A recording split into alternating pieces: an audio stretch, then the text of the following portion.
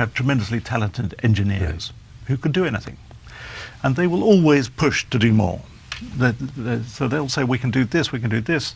And the ambition becomes to have 100% surveillance of everything. I mean, that's explicit. The in these ambition is slides. to know everything. We want to scoop up everything. We want to be able to, everything that happens digitally, whether it's a phone call, a text message, something on Facebook, a Google search, we want to have everything. We want to be able to store it forever. I mean, that will be the ultimate ambition.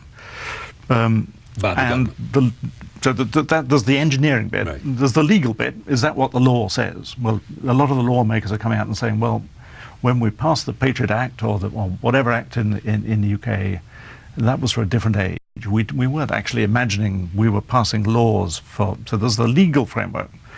There's the oversight framework. Who is matching up the laws and what the technology can do? But I think there's a bigger philosophical question, which is this ability to scoop up 100% of everything all the time, which they're not quite there yet, but they will be soon. I think what Snowden was saying was, well, that's a big thing for a society. What does that mean? And I can think of at least two things which are almost philosophical questions. So one is the ability to report. Reporting requires a transaction between a source and a reporter. And if those transactions cannot be private, that's the end of investigative reporting. Well, that's something society ought to think about.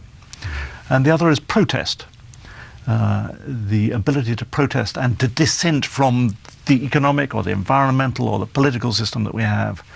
And if these methods started to be used to anticipate or suppress or cut off forms of protest, then you're moving into a kind of government, a kind of surveillance which has no happy precedents in history. And I think what Snowden was saying is, from his desk, he saw this happening and he just thought, that's what we ought to be discussing. And you can't have that debate without introducing facts into the public domain.